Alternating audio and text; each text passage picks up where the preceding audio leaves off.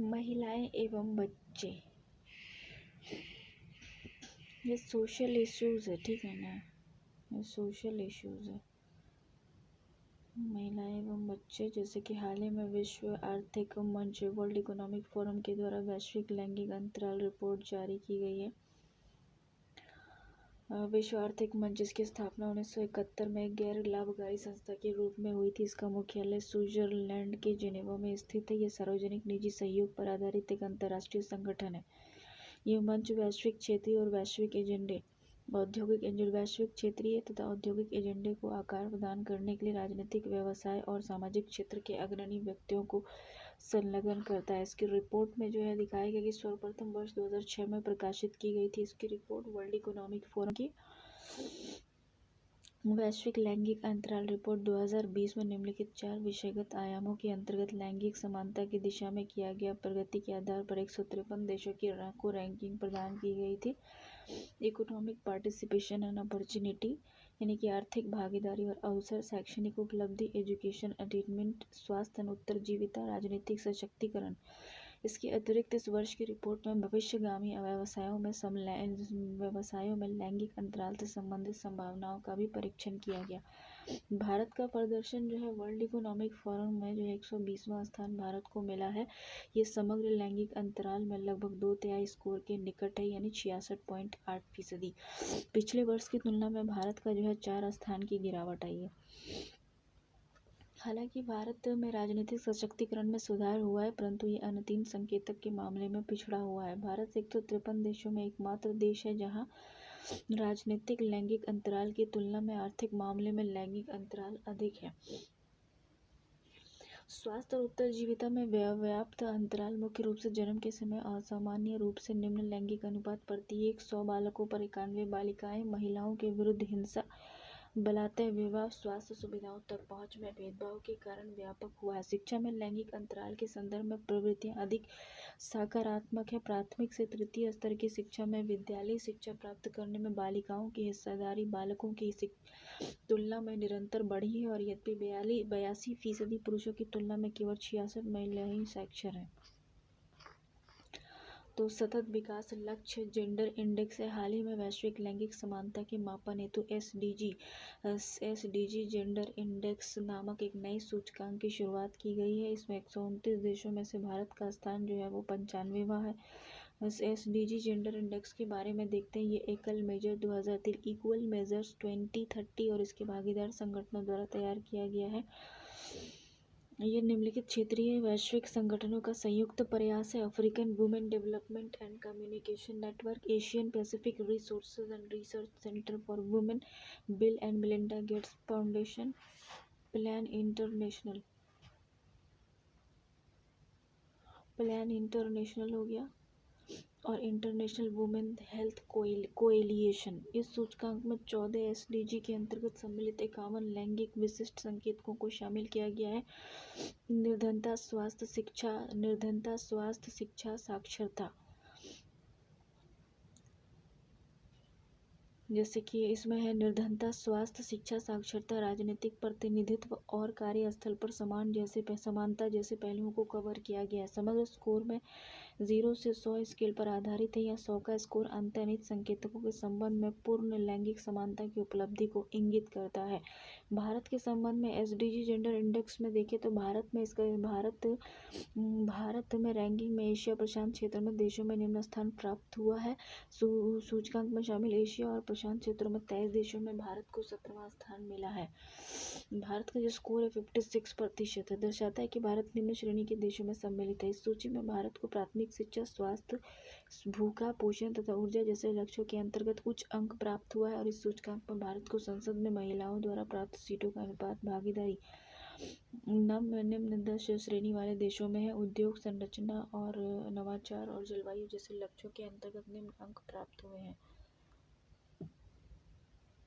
Beijing +25 की समीक्षा अगर की जाए तो देखते हैं कि national consultations on the review of Beijing +25 हाल ही में बीजिंग डिक्लेरेशन एंड प्लेटफॉर्म पर एक्शन के अंगीकरण के 25वीं वर्षगांठ पर महिला और बाल विकास मंत्रालय, राष्ट्रीय महिला आयोग, यूएन वीमेन द्वारा बीजिंग 25 की समीक्षा पर एक राष्ट्रीय परामर्श का आयोजन किया गया था।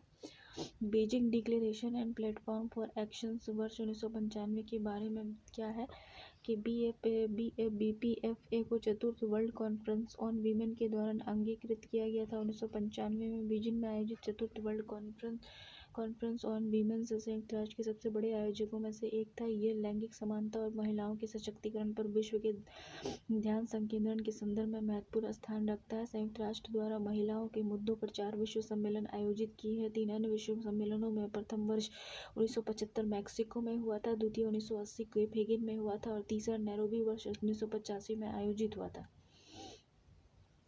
BPFA महिला की उन्नति और चिंतनीय 12 महत्वपूर्ण क्षेत्रों में लैंगिक समानता की प्राप्ति के लिए रणनीतिक उद्देश्य और कार्यवाहियों को निर्धारित करता है। Commission on the states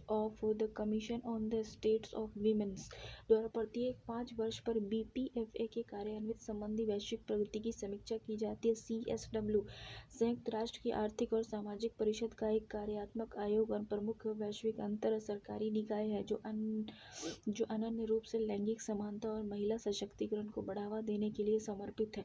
BPFA कानूनी रूप से बाध्यकारी दस्तावेज नहीं है, बल्कि संयुक्त राष्ट्र संघ और सरकारों और गैर सरकारी संगठनों के लिए एक मार्गदर्शक सिद्धांत है।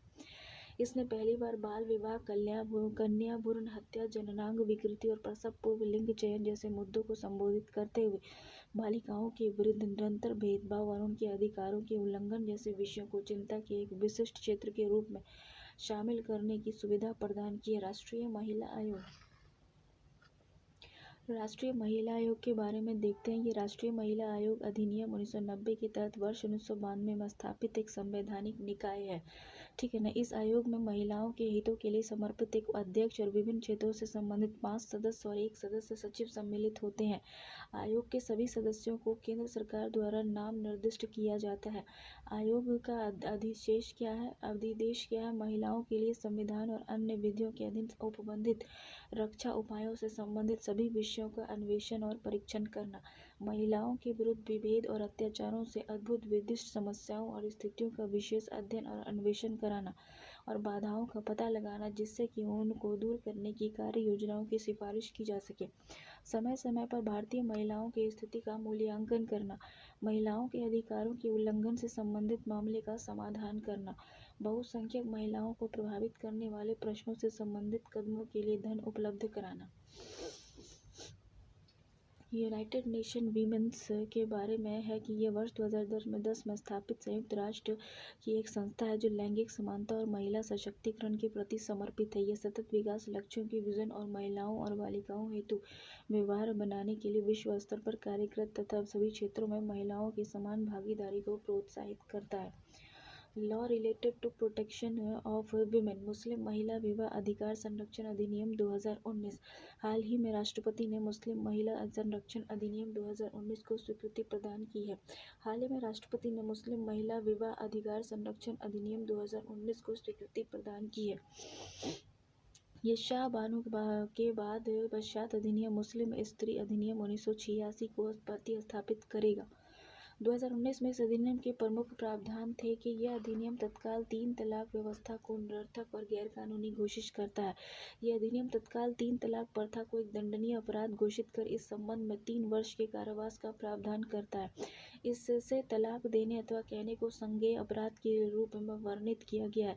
यदि विवाहित मुस्लिम महिला जिसे तलाक दिया गया है उसके रक्त या विवाह से संबंधित किसी भी व्यक्ति द्वारा पुलिस को अपराध होने के संबंध में सूचना दी जाती है तो उस स्थिति में उसे संज्ञेय अपराध माना जाएगा। संज्ञेय अपराध ऐसा अपराध होता है जहां पुलिस अधिकारी किसी भी आरोपी व्यक्ति को वारंट के बिना गिरफ्तार कर सकती है। यदि दोनों पक्ष कानूनी कार्रवाई को रोकने तथा विवाद को सुलझाने हेतु सहमत हो तो ये अधिनियम निकाह हलाला की प्रक्रिया से गुजरे बिना भी सुलह हेतु अवसर प्रदान करता है। भत्ता। जिस मुस्लिम महिला को तलाक दिया गया है वह अपने पति से अपने और स्वयं पर निर्भर बच्चे के लिए निर्वाह भत्ता प्राप्त करने हेतु अधिकृत है। भत्ते की राशि मजिस्ट्रेट द्वारा निर्धारित की जाएगी। अभिरक्षक कस्टडी। जिस मुस्लिम महिला को इस प्रकार का तलाक दिया गया है वह अवयस्क बच्चों को अपनी अभिरक्षा में रखने के लिए अधिकृत है। अभिरक्षा के तरीके का निर्धारण मजिस्ट्रेट द्वारा किया जाएगा। वर्ष 2017 के मूल विधेयक में किए गए परिवर्तन क्या है? प्रथम, यह अधिनियम केवल ऐसे अपराध को संज्ञेय अपराध में वर्णित करता है जब किसी महिला को जिसे तलाक दिया गया है उसे रक्त या विवाह से संबंधित व्यक्ति द्वारा पुलिस से शिकायत दर्ज कराई जाती है। द्वितीय, इस अपराध को कंपाउंडेबल स्वीकार किया गया अर्थात संबंधित पक्ष आपस में मामले को सुलझा सकते हैं। और तृतीय, इसमें यह प्रावधान किया गया है कि मजिस्ट्रेट पत्नी के पक्ष को सुनने के उपरांत पति को जमानत दे सकता है। तलाक अलगाव के विभिन्न रूप। जैसे तत्कालीन तलाक तलाक़ बिद्दत को न्यायालय में चुनौती दी गई थी। तलाक़ बिद्दत की प्रथा के तहत जब कोई व्यक्ति एक बार में फ़ोन या लिखित संदेश या तलाकनामा का उल्लेख के माध्यम से 3 तलाक का उच्चारण करता है या लिखता है तो तलाक को तत्काल प्रभावी माना जाता है, भले ही वह व्यक्ति बाद में पुनः सुलह करने का इच्छुक क्यों न हो। तो ऐसे दंपति के लिए दाम्पत्य जीवन में वापस आने का एकमात्र तरीका निकाह हलाला है। इसके उपरांत ही पत्नी अपने पति से संग पुनः जीवन यापन कर सकती है। तलाक उल सुन्नत। इसके अंतर्गत पति द्वारा तलाक दिए जाने के पश्चात पत्नी को 3 माह की इद्दत एक तलाक की सुन्नत है। इसके अंतर्गत पति द्वारा तलाक दिए जाने के पश्चात पत्नी को 3 माह की इद्दत अवधि का पालन करना होता है तथा इस दौरान पति पत्नी के साथ समझौता और सुलह कर सकता है। 3 माह की अवधि के दौरान दंपति के मध्य सहवास की स्थिति में तलाक अमान्य हो जाएगा। हालांकि इद्दत की अवधि समाप्त हो जाने और पति द्वारा तलाक को अस्वीकृत न करने की स्थिति में तलाक अटल और अंतिम होता है। इसे मुस्लिमों में विवाह अनुबंध के विघटन का आदर्श रूप माना जाता है। निकाह हलाला। इस प्रथा में तलाक की प्रक्रिया से गुजरने वाली मुस्लिम महिला को अन्य पुरुष से निकाह करना होता है और निकाह पूर्ण होने के पश्चात उसे अपने पति से तलाक लेना होता है। केवल तभी वह अपने पूर्व पति से दोबारा शादी करने की पात्र हो सकती है। अब दूसरा चैप्टर है घरेलू हिंसा, डोमेस्टिक वायलेंस। हाल ही में उच्चतम न्यायालय द्वारा निर्णय दिया गया है कि घरेलू हिंसा अधिनियम के तहत पीड़ित महिला के निर्वाह हेतु भुगतान का उत्तरदायित्व पति के भाई पर भी बनता है। हाल ही में उच्चतम न्यायालय द्वारा निर्णय दिया गया है कि घरेलू हिंसा अधिनियम के तहत पीड़ित महिला के निर्वाह हेतु भुगतान का उत्तरदायित्व जो है पति के भाई पर भी बनता है यदि वह किसी भी समय संयुक्त परिवार के एक सदस्य के रूप में उसी के घर में रह रहा हो जिसमें महिला निवास करती है। घरेलू हिंसा से महिला संरक्षण अधिनियम 2005 PWDVA के अंतर्गत संयुक्त राष्ट्र के तत्वाधान में आयोजित महिलाओं के प्रति सभी प्रकार के भेदभाव के उन्मूलन पर कन्वेंशन किया गया था के सिद्धांतों को प्रतिस्थापित किया गया था। उल्लेखनीय है कि वर्ष 1993 में भारत ने इस कन्वेंशन की अभिपुष्टि की थी। इसका मुख्य प्रावधान क्या है? जैसे देखो, घरेलू हिंसा की परिभाषा क्या है? इस अधिनियम के द्वारा घरेलू हिंसा को परिभाषित किया गया है और इसकी परिभाषा को विस्तार करते हुए इसमें शारीरिक हिंसा सहित मौखिक, भावनात्मक, यौन और आर्थिक हिंसा को भी शामिल किया गया है। अपनी परिभाषा में ये कानून व्यापक है। घरेलू संबंध के अंतर्गत विवाहित महिलाएं, माताएं, बेटियां और बहनें शामिल हैं।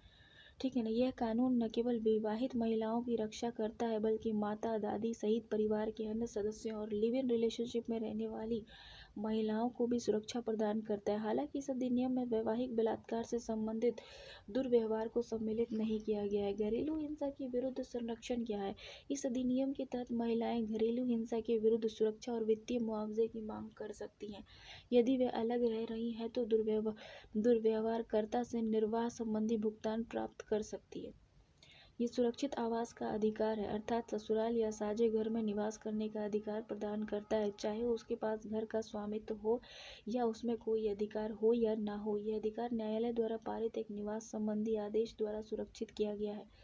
न्यायाधीश इस अधिनियम के तहत एक संरक्षण आदेश पारित कर सकता है ताकि ये सुनिश्चित किया जा सके कि दोषी पीड़िता से किसी भी प्रकार का संपर्क न करे और उसके पास न जाए। दंड। इसके अंतर्गत दोषी व्यक्ति को अधिकतम 1 वर्ष का कारावास या 20,000 रुपये का जुर्माना दोनों से दंडित किया जा सकता है।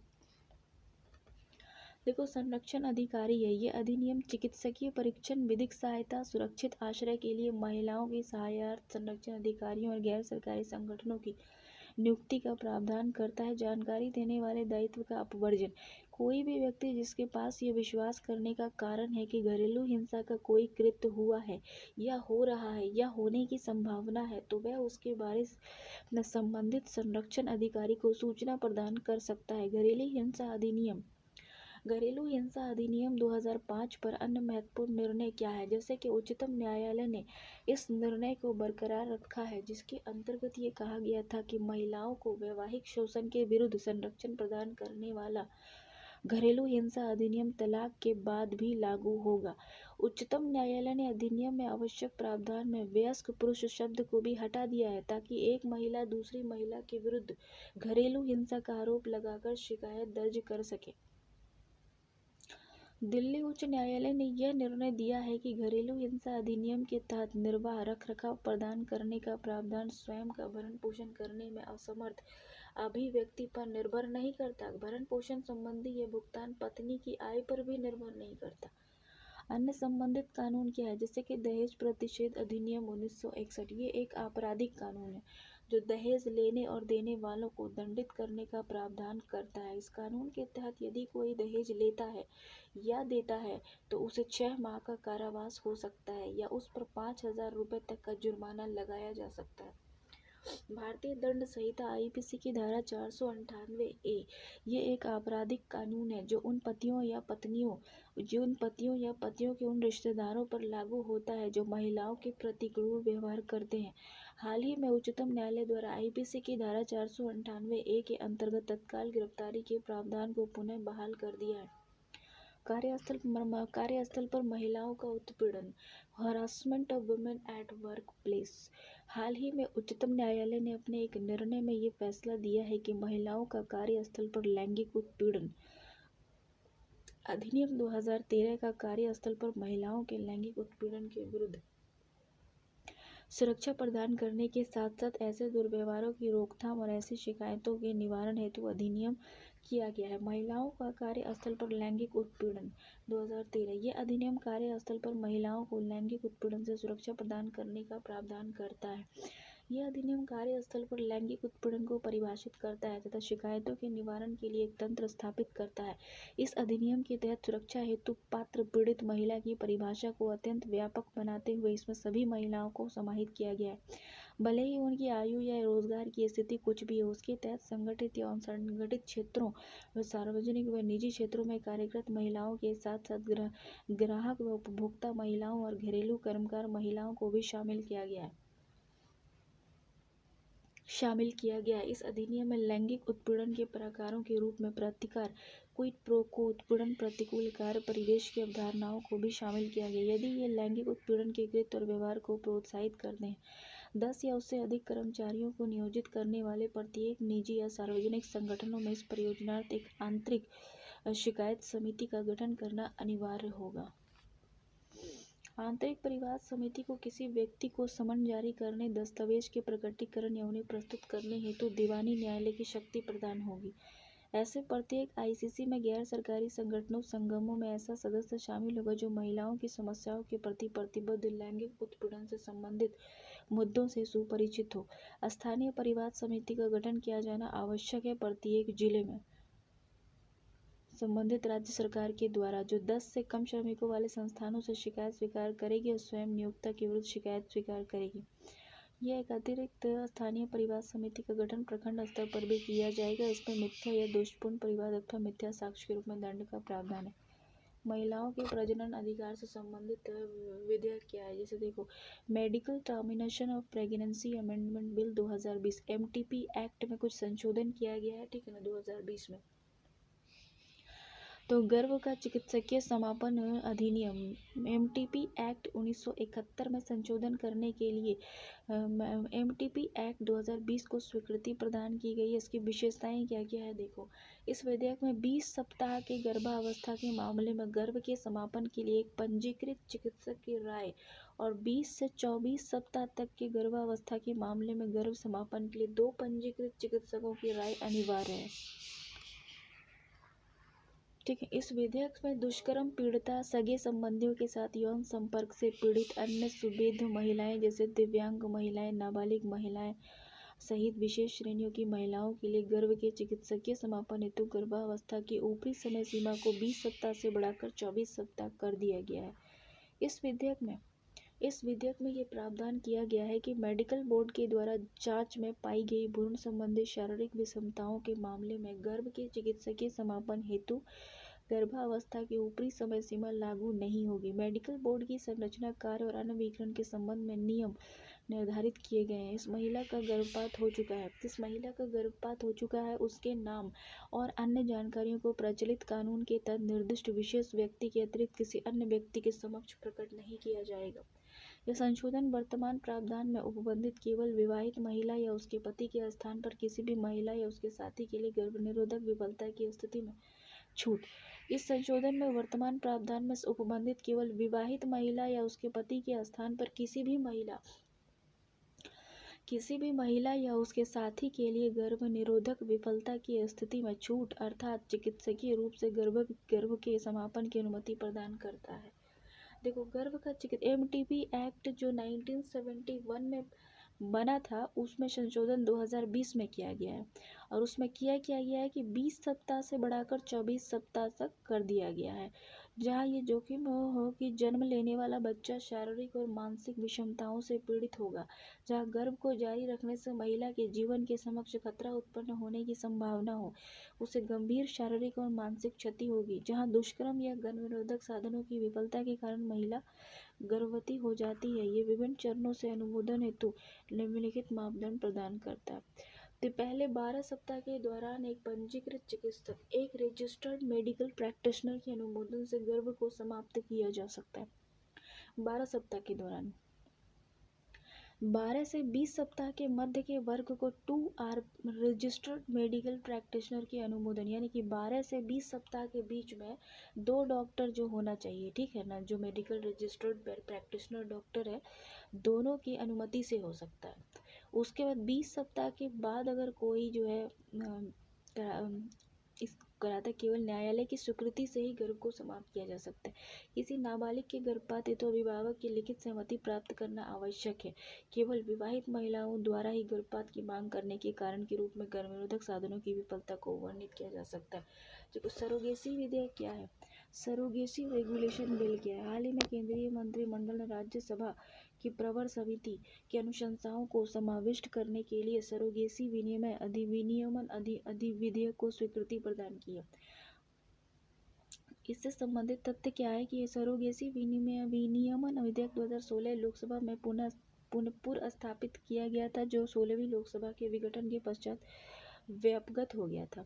सरोगेसी विनियमन विधेयक 2019 को वर्ष 2016 की विधेयक को प्रतिस्थापित करने के लिए लोकसभा में पुनः स्थापित किया गया था, जिसे लोकसभा द्वारा पारित कर दिया गया। इसके अंतर्गत उसे उच्च सदन को प्रेषित किया गया, जहां सदन की प्रवर समिति द्वारा इसकी समीक्षा की जा रही है। जब तक संसद द्वारा इस विधेयक को स्वीकृति प्रदान नहीं की जाती, तब तक भारत में पेड सरोगेसी विधिक रूप से मान्य रहेगी। हालांकि वर्ष 2015 में विदेशों के लिए सरोगेसी को प्रतिबंधित कर दिया गया है। देखिए, सरोगेसी एक ऐसी तकनीक है जिसके तहत एक महिला बच्चे की इच्छा रखने वाले किसी दंपत्ति के लिए इस आशय से गर्भ धारण करती है कि जन्म के पश्चात बच्चे को उस दंपत्ति को सुपुर्द कर दिया जाएगा। उसको कहते हैं सरोगेसी। सरोगेसी जो है वो 3 तरह की होती है, ठीक है ना।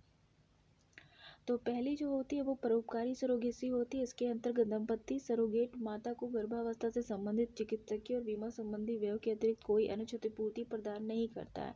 एक होता है कमर्शियल सरोगेसी। इसमें सरोगेट माता की क्षतिपूर्ति नकद या वस्तु के रूप में दी जाती है और जो गर्भावस्था से संबंधित उचित चिकित्सा व्यय से भी अधिक होती है। तीसरा होता है गेस्टेशनल सरोगेसी। ये एक ऐसी तकनीक है जिसके तहत एक सरोगेट माता अपने गर्भ में भ्रूण प्रत्यारोपण के माध्यम से इच्छुक दंपत्ति के लिए साधारण गर्भाधारण करती है और बच्चे का सरोगेट माता से आनुवंशिक रूप से कोई संबंध नहीं होता है। देखो, परोपकारी सरोगेसी बनाम वाणिज्य। परोपकारी सरोगेसी बनाम वाणिज्यिक सरोगेसी। वर्तमान विधेयक परोपकारी सरोगेसी को अनुमति प्रदान करता है और वाणिज्यिक सरोगेसी को प्रतिबंधित करता है।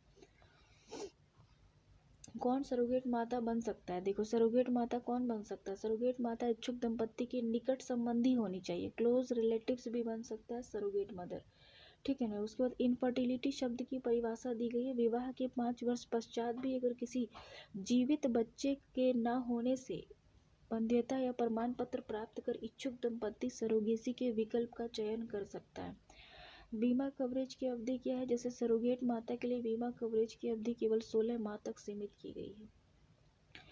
बीमा कवरेज की अवधि सरोगेट माता के लिए बीमा कवरेज की अवधि केवल 16 माह तक सीमित की गई है। भारतीय मूल की व्यक्ति, प्रवासी भारतीय नागरिक और विदेशी के लिए सरोगेसी की अनुमति तथा एकल महिला और विधवा और तलाकशुदा महिलाओं का मुद्दा।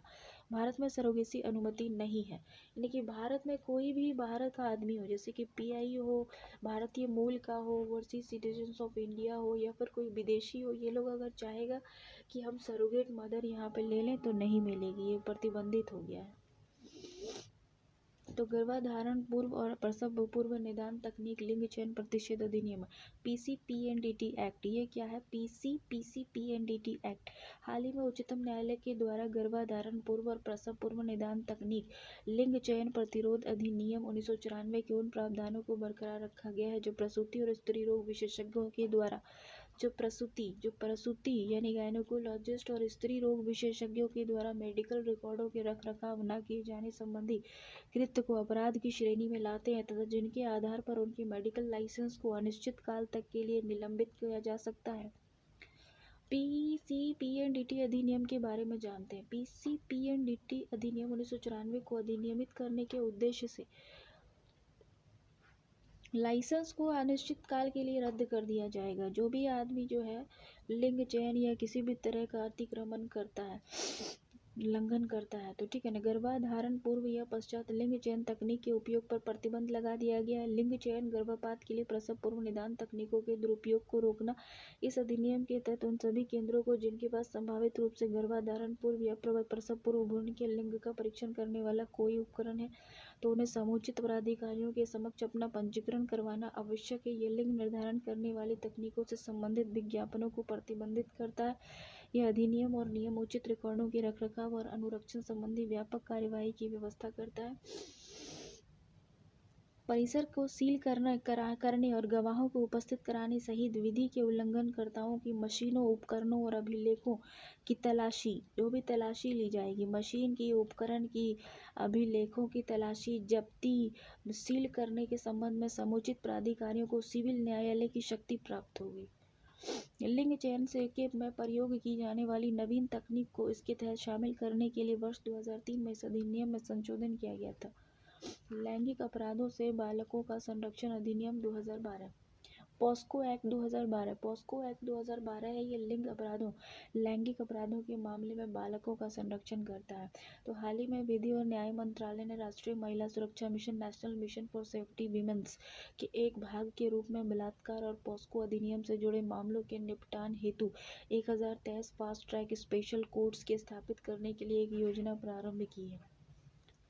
अन्य संबंधित तथ्य क्या है कि वर्तमान समय में देश के 389 ऐसे जिले हैं जहां लैंगिक अपराधों से बालकों का संरक्षण अधिनियम 2012 के तहत लंबित मामलों की संख्या 100 से अधिक है। इस योजना के अंतर्गत प्रत्येक जिले में एक वर्ष हेतु एक स्पेशल कोर्ट की स्थापना की जाएगी।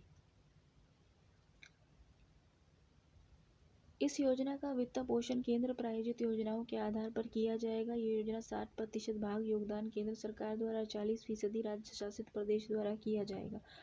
पॉस्को एक्ट का जो प्रावधान है क्या है कि इस अधिनियम में 18 वर्ष या कम आयु के किसी भी व्यक्ति को एक बालक के रूप में परिभाषित करता है और बालकों के स्वास्थ्य, शारीरिक और भावनात्मक, बौद्धिक और सामाजिक विकास को सुनिश्चित करने के लिए प्रत्येक स्तर पर बालक के सर्वोत्तम हित और कल्याण को सर्वोपरि महत्व प्रदान करता है। भारत संयुक्त राष्ट्र बाल अधिकार अभिसमय का एक पक्षकार है, अतः भारत सरकार पर बालकों को सभी प्रकार के लैंगिक शोषण, लैंगिक दुर्व्यवहार से संरक्षण प्रदान करने का विधिक दायित्व भी है। अधिनियम ऐसे अपराधों की त्वरित सुनवाई के लिए विशेष न्यायालय की स्थापना का प्रावधान करता है। इस अधिनियम में निर्दिष्ट करता है कि बाल यौन उत्पीड़न किसी भी मामले को उसके दर्ज किए जाने की तिथि से 1 वर्ष के भीतर निपटाया जाना चाहिए। इस अधिनियम में शिकायत किए जाने की स्थिति में शीघ्र बालकों को राहत और पुनर्वास की सुविधा प्रदान की जाएगी। इसके अतिरिक्त बच्चे के दीर्घकालिक पुनर्वास को सुनिश्चित करने के लिए शिकायत दर्ज करने के 24 घंटे के भीतर विशेष किशोर पुलिस इकाई स्थानीय पुलिस द्वारा बाल कल्याण समिति की रिपोर्ट करना आवश्यक होगा 24 घंटे के अंदर। ये लैंगिक रूप से तटस्थ कानून है जिसके तहत 18 वर्ष से कम आयु की लड़की और लड़के दोनों के विरुद्ध किए गए यौन अपराधों का संज्ञान लिया जाता है। यह बच्चों के बीच या बच्चों एवं एक वयस्क के बीच सहमति आधारित यौन कृत्यों को मान्यता नहीं देता। ये बच्चों के बीच या बच्चे एवं एक वयस्क के बीच सहमति आधारित यौन कृत्यों को मान्यता नहीं देता। इसके अंतर्गत किसी बच्चे के साथ यौन आचरण में शामिल होने वाले व्यक्ति पर कार्रवाई का प्रावधान है, भले ही यह सहमति से किया गया हो। हाल ही में संसद ने लैंगिक अपराधों से बालकों का संरक्षण अधिनियम 2019 पारित किया, जिसमें बच्चों के विरुद्ध लैंगिक अपराधों के लिए मृत्युदंड की सजा का प्रावधान दिया गया। पॉस्को एक्ट में मृत्युदंड का प्रावधान किया गया। ठीक है, इसमें संशोधन किया गया 2019 में। पॉस्को अधिनियम 18 वर्ष से कम आयु के लोगों के लिए बच्चों के लिए। बाल श्रम अधिनियम 1986 14 वर्ष से कम आयु बच्चे के लिए। किशोर न्याय अधिनियम 2015 16 वर्ष से कम आयु के बच्चे के लिए। कारखाना अधिनियम में 15 वर्ष से कम आयु के बच्चे के लिए। और सहमति प्रदान करने की आयु पर वैश्विक कानून।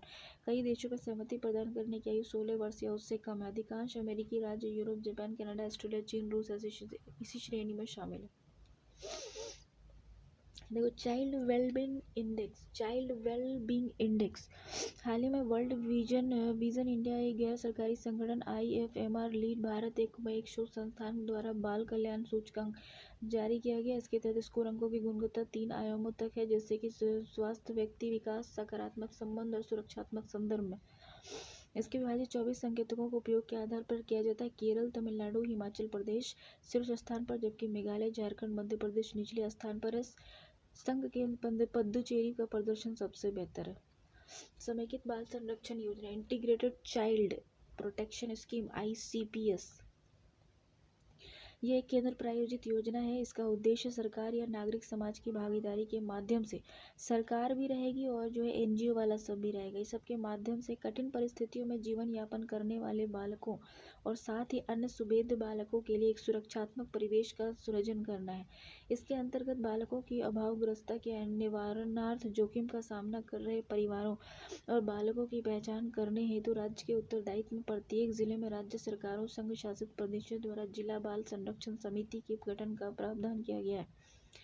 इसका उद्देश्य है बाल संरक्षण सेवाओं के प्रभावी कार्यान्वयन और निगरानी के लिए देश में प्रबंधन सूचना प्रणाली और बाल ट्रैकिंग तंत्र स्थापित करना, बाल संरक्षण सेवाओं के लिए डेटाबेस और नॉलेज सेंटर का निर्माण करना। किशोर न्याय बालक की देखभाल और संरक्षण अधिनियम 2015 के प्रभावी कार्यान्वयन के लिए राज्य और संघ शासित प्रदेशों को वित्तीय संसाधन प्रदान करता है। देखो, एडॉप्टेशन। भारत में दत्तक ग्रहण क्या है? ये दत्तक ग्रहण केंद्रीय दत्तक ग्रहण संसाधन प्राधिकरण कारा है, CARA, कारा सेंट्रल एडॉप्शन रिसोर्सेज अथॉरिटी द्वारा विगत 5 वर्षों में दत्तक ग्रहण से संबंधित व्यवधान के 246 और इसमें समापन के 10 मामले दर्ज किए गए। भारत में दत्तक ग्रहण की प्रक्रिया क्या है? दत्तक ग्रहण वस्तुतः एक व्यक्ति या दंपत्ति से दूसरे व्यक्ति या दंपत्ति को समस्त अभिभावकीय अधिकारों का अस्थायी विधिक हस्तांतरण है। दत्तक माता पिता के अधिकार और जिम्मेदारियां जैविक माता पिता के समान ही होती है तथा दत्तक बच्चों को जैविक बच्चों के समान भावनात्मक, सामाजिक, कानूनी और नातेदारी लाभ प्राप्त होते हैं। किशोर न्याय अधिनियम 2015 और इसके उत्तरवर्ती किशोर न्याय आदर्श नियम 2016 के अंतर्गत महिला और बाल विकास मंत्रालय द्वारा अधिसूचित दत्तक ग्रहण विनियमन 2017 भारत के दत्तक ग्रहण प्रक्रिया को शासित करता है। Hague convention on inter country adoption. The Hague convention on inter country adoption 1993 के अनुरूप वर्ष 2003 में भारत सरकार ने इसकी अभिवृद्धि की है। व्यवधान का अर्थ है दत्तक ग्रहण के पश्चात, लेकिन दत्तक ग्रहण की विधिक प्रक्रिया पूर्ण होने से पूर्व दत्तक परिवार के साथ बच्चे का समायोजन न हो पाने के कारण दत्तक परिवार से बच्चे का पृथक होना। ऐसे व्यवधान की स्थिति में राज्य दत्तक ग्रहण संसाधन एजेंसी माता पिता और बच्चे के साथ परामर्श त्रय आयोजित करती है। यह एक एजेंसी अपने निष्कर्षों के आधार पर बच्चे या दत्तक माता पिता को अस्थायी रूप से सूची से हटा देती है जब तक कि वे अपनी तैयारी को फिर से सिद्ध नहीं कर देते। समापन का अर्थ है न्यायालय से दत्तक ग्रहण की अनुमति प्राप्त होने के पश्चात दत्तक परिवार के साथ बच्चे का तालमेल न होने के कारण विधिक रूप से दत्तक ग्रहण का निरसन। Hague adoption convention.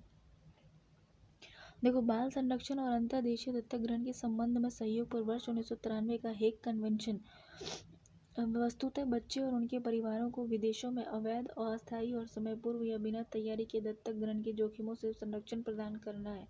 इस कन्वेंशन का कार्यान्वयन जो है राष्ट्रीय केंद्रीय प्राधिकरण की एक प्रणाली के माध्यम से किया जाता है। बच्चों के सर्वोत्तम हित को बनाए रखने के लिए बाल अधिकार पर संयुक्त राष्ट्र अभिसमेत अनुच्छेद 21 को मजबूती प्रदान की गई है।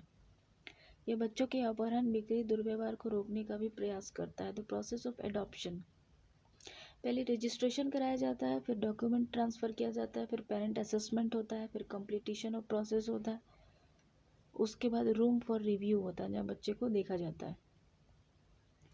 दत्तक ग्रहण समाधान सूचना मार्गदर्शन प्रणाली केयरिंग्स पर पंजीकृत किया जाएगा और अधिग्रहण द्वारा इसकी गोपनीयता बनाई रखी जाएगी। प्रोस्पेक्टिव एडॉप्टिव पैप्स तथा मापदंड, दत्तक ग्राही माता पिता को शारीरिक, मानसिक और भावनात्मक रूप से मजबूत, आर्थिक रूप से सक्षम होना चाहिए। यानी कि जो भी पेरेंट्स अगर बच्चा लेना चाहता है तो उसको शारीरिक, मानसिक, भावनात्मक रूप से मजबूत होना चाहिए और आर्थिक रूप से भी सक्षम होना चाहिए। उनके जीवन के समक्ष किसी भी प्रकार का खतरा उत्पन्न करने वाली चिकित्सा दशा नहीं होनी चाहिए। कोई भी संभावित दत्तक ग्राही माता पिता अपनी वैवाहिक स्थिति पर ध्यान दिए बिना और भले ही उसका अपना वैवाहिक पुत्र या पुत्री हो या ना हो, वह निम्नलिखित के अधीन बच्चे को दत्तक ग्रहण कर सकता है। वैवाहिक दंपति के संदर्भ में दत्तक ग्रहण हेतु पति पत्नी दोनों की सहमति आवश्यक है। एकल महिला किसी भी लिंग के बच्चे का दत्तक ग्रहण कर सकती है, लेकिन एकल पुरुष बालिका को दत्तक ग्रहण करने के लिए पात्र नहीं है। एक ऐसे दंपति को बच्चे का दत्तक ग्रहण करने की अनुमति तब तक प्रदान नहीं की जाती जब तक कि अस्थायी वैवाहिक संबंध के कम से कम 2 वर्ष पूर्ण ना हो जाए। कारा CARA केंद्रीय दत्तक संग्रह संसाधन प्राधिकरण, यह महिला और बाल विकास मंत्रालय के अधीन एक संवैधानिक निकाय है। यह भारतीय बच्चों के दत्तक ग्रहण के लिए नोडल निकाय के रूप में काम करता है और देश के भीतर और देश के बाहर दत्तक ग्रहण की निगरानी और उसके विनियमन को अनिवार्य घोषित करता है। इंटर कंट्री अडॉप्शन 1993 में हेग कन्वेंशन के प्रावधानों के अनुसार अंतर्देशीय दत्तक ग्रहण की प्रक्रिया से निपटने के लिए CARA को केंद्रीय प्राधिकरण के रूप में नामांकित किया गया है। CARA मुख्य रूप से अपने संबंधित मान्यता प्राप्त दत्तक ग्रहण एजेंसियों के माध्यम से अनाथ, परित्यक्त और आत्मसमर्पित सरेंडर बच्चे के दत्तक ग्रहण से संबंधित मामले को देखता है। केयरिंग जो है क्या, ये बच्चों के दत्तक ग्रहण की प्रक्रिया को सुविधाजनक बनाने के लिए एक ई-गवर्नेंस उपाय है। ये दत्तक ग्रहण योग्य बच्चे और संभावित दत्तक ग्राही माता पिता का एक केंद्रीय डेटा बैंक है। जो अनसुविधा समूह, अदर वेलनरेबल सेक्शंस, देखो कि उभय लिंगी व्यक्ति यानी कि कोई भी ट्रांसजेंडर पर्सन है उसको प्रोटेक्शन ऑफ राइट एक्ट 2009, हाल ही में संसद के द्वारा ट्रांसजेंडरों को के संरक्षण के लिए एक विधेयक पारित किया गया था जिसको नालसा बनाम भारत संघवाद कहते हैं 2014। उभयलिंगी व्यक्तियों के अधिकारों के संबंध में उच्चतम न्यायालय द्वारा दी गई रूपरेखा लिंग चयन का अधिकार जीवन के अधिकार और गरिमापूर्ण जीवन का एक भाग है। लिंग चयन का अधिकार जीवन का अधिकार और गरिमापूर्ण जीवन जीने का अधिकार का एक भाग है। सभी आधिकारिक दस्तावेजों में तृतीय लिंग से संबंधित खंड को सम्मिलित किया जाएगा, यानी कि जितने तरह का भी आधिकारिक दस्तावेज होता है उसमें ट्रांसजेंडर को शामिल किया गया है। 3 लैंगिक विकल्पों में से एक का चयन केवल व्यक्ति के स्वनिर्धारण पर निर्भर करेगा। OBC कोटे के भीतर हाशिए पर स्थित इस वर्ग के लिए आरक्षण का प्रावधान किया गया है। अच्छा, OBC कोटे के अंदर क्यों किया गया भाई ट्रांसजेंडर के लिए आरक्षण का प्रावधान? यह सुझाव दिया गया था कि अंतर्राष्ट्रीय अनुसूचित जाति अनुसूचित जनजाति आयोग की तर्ज पर इस समुदाय के अधिकारों की सुरक्षा करने के लिए एक आयोग स्थापित किया जाना चाहिए। इस अधिनियम के प्रमुख प्रावधान क्या है, जैसे कि उभयलिंगी व्यक्ति की परिभाषा क्या है कि अधिनियम उभयलिंगी व्यक्ति को ऐसे व्यक्ति के रूप में परिभाषित करता है जिसका लिंग जन्म के समय निर्धारित लिंग से मेल नहीं खाता। उसमें उभयलिंगी पुरुष और उभयलिंगी महिलाएं, मध्यलिंगी भिन्नताओं वाले व्यक्ति, समलैंगिक व्यक्ति, किन्नर और हिजड़ा जैसे सामाजिक सांस्कृतिक पहचान वाले व्यक्ति सम्मिलित होते हैं। तो भेदभाव का निषेध किया गया। यह अधिनियम उभयलिंगी व्यक्ति के विरुद्ध निम्नलिखित 8 प्रकार के भेदभाव को रोकता है। जैसे आप उसके साथ शिक्षा में भेदभाव नहीं कर सकते। शिक्षा में नहीं कर सकते हैं, रोजगार में नहीं कर सकते हैं, स्वास्थ्य सेवा भी आप उसमें नहीं कर सकते हैं, सार्वजनिक वस्तुओं में भी नहीं कर सकते हैं, सुविधाओं में भी नहीं कर सकते हैं, पहुंच के संबंध में सेवा से मना नहीं कर सकते, आप अनुचित व्यवहार नहीं कर सकते, संचरण का अधिकार है, निवास करने का अधिकार है, किराए पर रहने का अधिकार है, किसी भी संपत्ति को अधिभोग में लेने संबंधी अधिकार है, सार्वजनिक निजी पद धारण करने का अधिकार है, सरकारी निजी प्रतिष्ठानों जिनकी अभिरक्षा में कोई उभयलिंगी व्यक्ति है में पहुंच का अधिकार है। पहचान की मान्यता ये स्वतः अनुभूत लिंग पहचान का अधिकार प्रदान करते उभयलिंगी व्यक्ति के रूप में पहचान का प्रमाण पत्र जिला मजिस्ट्रेट द्वारा जारी किया जा सकता है। यानी को ट्रांसजेंडर को भी एक प्रमाण पत्र लेना होगा मजिस्ट्रेट के द्वारा। सेक्स रिजेनमेंट सर्जरी के बाद संशोधित प्रमाण पत्र भी प्राप्त किया जा सकता है। अपराध और दंड उभयलिंगी व्यक्तियों के विरुद्ध निम्नलिखित अपराधों को चिन्हित करता है तथा इस अपराधों के लिए 6 महीने से 2 वर्ष तक का कारावास और सजा और अर्थदंड और दोनों से दंडित किया जा सकता है। अगर आप किसी ट्रांसजेंडर से बुलाते या जबरदस्ती बंधुआ मजदूरी कराते हैं, ठीक है ना, सरकारी सेवा छोड़ दिया जाए, ठीक है ना, सार्वजनिक स्थानों के उपयोग से वंचित करेंगे अगर आप उसको, या घर या गांव से निकालेंगे आप, या शारीरिक या यौन मौखिक या भावनात्मक या आर्थिक उत्पीड़न किसी तरह से भी आप परेशान करेंगे तो आपके लिए अपराध क्या होगा, 6 महीने से 2 वर्ष तक का कारावास आपको होगा और आर्थिक दंड भी लगाया जाएगा। राष्ट्रीय उभयलिंगी व्यक्ति परिषद की स्थापना की जाएगी। इसमें सरकार और उभयलिंगी समुदाय के प्रतिनिधि के इस क्षेत्र के विशेषज्ञ सम्मिलित होंगे। ये परिषद सरकार के उस समुदाय के लिए नीति निर्माण के विषय में परामर्श देगा और इसके कार्यान्वयन की निगरानी करेगा, शिकायतों का निपटान भी करेगा। सरकार द्वारा कल्याणकारी उपाय भी किया गया है। सरकार उनके बचाव, पुनर्वास, व्यावसायिक प्रशिक्षण, रोजगार के लिए कदम उठाएगी, उभयलिंगी संवेदनशील योजनाओं का निर्माण करेगी और सांस्कृतिक गतिविधि में उनकी भागीदारी को बढ़ावा देगी। स्वास्थ्य सेवा सरकार एक पृथक HIV निगरानी केंद्र और CRS सहित उभयलिंगी व्यक्ति के स्वास्थ्य सुविधाएं प्रदान करेगी। इसको अलग से HIV निगरानी केंद्र बनाया जाएगा। सरकार उभयलिंगी व्यक्ति की स्वास्थ्य समस्याओं का समाधान करने के लिए चिकित्सकीय पाठ्यक्रम की समीक्षा करेगी और उनके लिए व्यापक चिकित्सा बीमा की योजना भी प्रदान करेगी। आत्म पहचान प्रमाणीकरण का कोई अधिकार नहीं। अधिनियम में जिला डिस्ट्रिक्ट स्क्रीनिंग कमेटी का प्रावधान नहीं है। ये प्रमाण पत्र जारी करने की शक्ति जिला मजिस्ट्रेट को दी गई है। कोई समीक्षा तंत्र नहीं। उभयलिंगी व्यक्तियों को पहचान प्रमाण पत्र से वंचित किया जाता है तो ये अधिनियम जिला मजिस्ट्रेट के ऐसे निर्णय के विरुद्ध अपील करने या समीक्षा करने का कोई तंत्र नहीं प्रदान करता। नालसा निर्णय में सर्वोच्च न्यायालय के अधिदेश के बावजूद ये रोजगार और शिक्षा की सकारात्मक कार्रवाई का प्रावधान नहीं करता। National council for transgender persons, केंद्रीय सामाजिक न्याय अधिकारिता मंत्री, सामाजिक न्याय अधिकारिता राज्य मंत्री, सामाजिक न्याय मंत्रालय के सचिव, नीति आयोग, राष्ट्रीय मानवाधिकार आयोग, राज्य सरकार का प्रतिनिधि, उभयलिंगी समुदाय के 5 सदस्य और गैर सरकारी संगठन के 5 सदस्य। Right of the person of disability act 2016, दिव्यांग अधिकार अधिनियम 2016। तो दिव्यांग अधिकार अधिनियम 2016 के प्रावधान के अनुपूरक के तौर पर दिव्यांग अधिकार निगम 2017 को अधिसूचित किया गया था। भारत में दिव्यांगों की संख्या कुल संख्या का 2.1% है, जिसमें दिव्यांग पुरुषों की संख्या 56% है और दिव्यांग महिलाओं की संख्या 44% है। भारत में जो है दिव्यांगों की संख्या जो है वो कुल जनसंख्या का 2% है। इस अधिनियम के मुख्य प्रावधान क्या है कि निःशक्त व्यक्ति समान अवसर अधिकार संरक्षण और पूर्ण भागीदारी अधिनियम 1995 को प्रतिस्थापित किया गया है।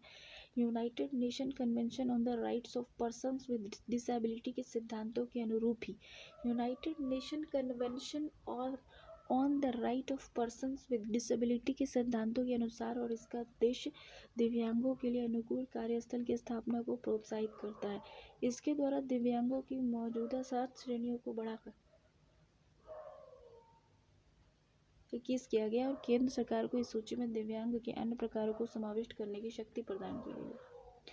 देखिए, संदर्भित दिव्यांग बेंचमार्क डिसेबिलिटी को अधिनियम में वर्णित कम से कम 40% दिव्यांग सत्यापित करने वाले व्यक्ति के रूप में परिभाषित किया गया है। संदर्भित दिव्यांग को उच्च शिक्षा, कोई भी दिव्यांग होगा उसको उच्च शिक्षा, सरकारी रोजगार, भूमि के आवंटन में आरक्षण, निर्धनता उन्मूलन की योजना में लाभ और आदि से अतिरिक्त लाभकारी भी प्रदान किए गए हैं। 6 से 18 वर्ष की आयु वर्ग के संदर्भित दिव्यांग भले प्रत्येक बच्चे को निःशुल्क शिक्षा का अधिकार प्राप्त होगा। संदर्भित दिव्यांग वाले कुछ व्यक्तियों का वर्ग के लोगों के लिए सरकारी प्रतिष्ठान में रिक्तियों में आरक्षण 3% से बढ़ाकर 4% कर दिया गया है। वर्तमान में निजी प्रतिष्ठानों को भी इसके दायरे में शामिल किया गया है। यद्यपि निजी प्रतिष्ठानों को अनिवार्य रूप से दिव्यांगों को नियुक्त करने की आवश्यकता नहीं है। यद्यपि इस अधिनियम के तहत निजी प्रतिष्ठानों पर कुछ दायित्व आरोपित किए गए हैं। केंद्र और राज्य स्तर पर नीति निर्माण के सर्वोच्च निकाय के रूप में केंद्र और राज्य दिव्यांग सलाहकार बोर्ड स्थापित किए गए हैं। दिव्यांगों को वित्तीय सहायता प्रदान करने के लिए राष्ट्रीय और राज्य नीति का निर्माण किया जाएगा। प्रधानमंत्री सुगम्य भारत अभियान को मजबूत करने हेतु एक निर्धारित समय सीमा में सार्वजनिक भवन सरकारी और निजी दोनों सुनिश्चित करने पर बल दिया जाएगा। सुगम्य भारत अभियान इसके दिव्यांगों के प्रति किए जाने वाले अपराधों के लिए नए कानून के प्रावधान का उल्लंघन करने पर दंड का प्रावधान किया गया। पीडब्ल्यूडी अधिकारों के उल्लंघन से संबंधित मामले के निवारण हेतु प्रत्येक जिले में विशेष न्यायालय स्थापित किए जाएंगे। United nation convention on the rights of persons with disability ये वर्ष 2008 से प्रभावी हुआ है। 21वीं सदी की प्रथम व्यापक मानवाधिकार संधि और दिव्यांगों के अधिकारों के व्यापक संरक्षण के लिए कानूनी रूप से बाध्यकारी प्रथम समझौता है। ये 21वीं सदी का इसके अंतर्गत है। इसके मार्गदर्शन के सिद्धांतों को अग्लिखित शामिल हैं, जैसे कि नॉन डिस्क्रिमिनेशन, समाज में प्रभावी भागीदारी, समावेश, अवसर की समानता, पहुंच, पुरुषों और महिलाओं के मध्य समानता, दिव्यांग बच्चों के अधिकारों का सम्मान। हालांकि कन्वेंशन में दिव्यांगों को स्पष्ट रूप से परिभाषित नहीं किया। इसमें स्वीकृत किया गया कि दिव्यांगता की अवधारणा निश्चित नहीं है। यह एक समाज से दूसरे समाज में मौजूदा परिवेश के आधार पर परिवर्तित हो सकता है। देखो सुगम्य भारत अभियान क्या है। देखो इसमें क्या दिव्यांगों को सार्वभौमिक पहुंच क्षमता प्रदान करने के लिए राष्ट्रव्यापी फ्लैगशिप अभियान शुरू किया गया है, सुगम्य भारत अभियान। इससे सामाजिक न्याय और अधिकारिता मंत्रालय के तहत दिव्यांग सशक्तिकरण विभाग द्वारा प्रारंभ किया गया। ये अभियान के तहत महत्वपूर्ण घटक हैं कि सुगम्य परिवेश का सृजन, परिवहन प्रणाली सुगम्यता और सूचना और संचार इकोसिस्टम सुगम्यता। देखो दिव्यांगता, समावेशी आपदा जोखिम न्यूनीकरण और राष्ट्रीय आपदा प्रबंधन निर्देश। हाल ही में गृह मंत्रालय द्वारा दिव्यांगता, समावेशी आपदा जोखिम न्यूनीकरण पर राष्ट्रीय आपदा प्रबंधन दिशा निर्देश जारी किए गए। ये दिशा निर्देश स्थापित और राष्ट्रीय स्तर पर स्वीकृत मापदंडों और पद्धतियों के आधार पर DDRR के कार्यान्वयन तंत्र का समर्थन करने के लिए व्यावहारिक निर्देश प्रदान करते हैं, ताकि सभी हितधारक प्रक्रिया को कार्यान्वित कर सकें और आगे बढ़ा सकें। इनमें से कुछ दिशा निर्देश निम्नलिखित हैं। केंद्र को डेटा और संसाधन मानचित्रण के लिए दिव्यांगों की गणना और सर्वेक्षण आयोजित करना चाहिए।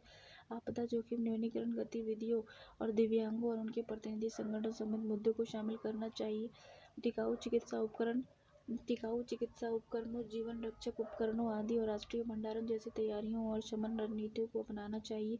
बौद्धिक रूप से दिव्यांगों को सूचित करने के लिए प्रारंभिक चेतावनी प्रणाली तंत्र की व्यवस्था करनी चाहिए। माता पिता और वरिष्ठ नागरिकों का भरण पोषण और कल्याण संशोधन विधेयक, maintenance and welfare of parents and senior citizen amendment bill 2019। हाल ही में लोकसभा में माता पिता और वरिष्ठ नागरिकों का भरण पोषण और कल्याण अधिनियम 2007 में संशोधन किया गया है। माता पिता वरिष्ठ नागरिक का भरण पोषण कल्याण अधिनियम 2007। इस अधिनियम में बच्चों के अंतर्गत पुत्र भी है, पुत्री भी है, पौत्र भी है, पौत्री भी है, सम्मिलित है। यानी बेटा बेटी नाती पोता सब सम्मिलित है, ठीक है ना। तो वर्तमान विधेयक में बच्चे की इस परिभाषा को विस्तृत किया गया, जिसमें सौतेले बच्चे भी शामिल हैं। सौतेला बच्चा, दत्तक बच्चा, दामाद, अल्पवयस्क बच्चा, वैध संरक्षक को भी सम्मिलित किया गया।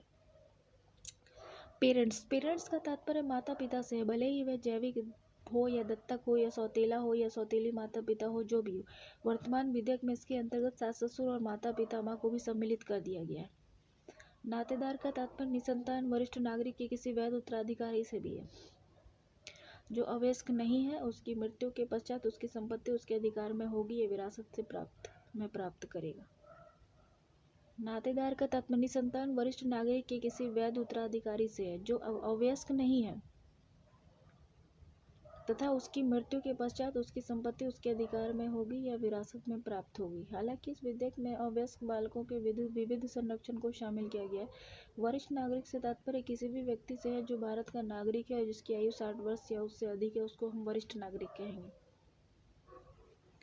मेंटेनेंस में जैसे कि आहार, खाना पीना, कपड़ा, आवास, चिकित्सा सेवा और उपचार की उपलब्धता सम्मिलित है ताकि माता पिता सामान्य जीवन व्यतीत कर सकें।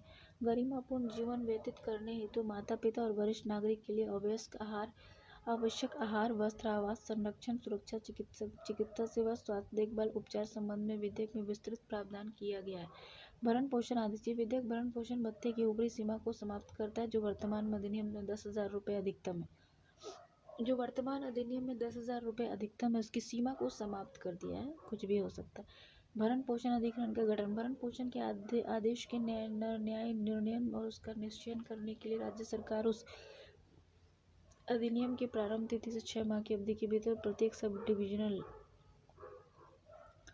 अधिकार भरण पोषण की राशि का जमा किया जाना। भरण पोषण आदेश के तहत ऐसा बालक या नातेदार जिससे ऐसे आदेश के निबंध के अनुसार किसी राशि और समुदाय करना अपेक्षित अधिकरण द्वारा दिए गए आदेश की तिथि से 30 दिन के भीतर राशि अधिकरण आदेश विहित रीति के तहत जमा करेगा हर महीने।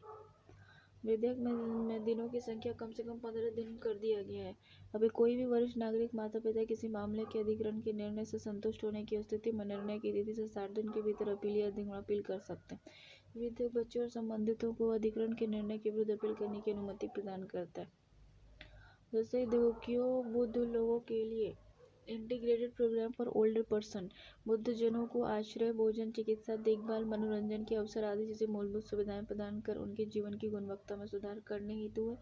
राष्ट्रीय वायुश्री योजना क्या है? इसके अंतर्गत दृष्टि दोष, श्रवण दोष आदि जैसी आयु संबंधित निशक्ताओं से पीड़ित, निर्धनता रेखा से नीचे जीवन यापन करने वाले सामाजिक वर्गों से संबंधित वरिष्ठ नागरिकों की सहायता की जाती है और उन्हें सहायक उपकरण प्रदान किए जाते हैं। इंदिरा गांधी राष्ट्रीय वृद्धावस्था पेंशन योजना है, ठीक है ना।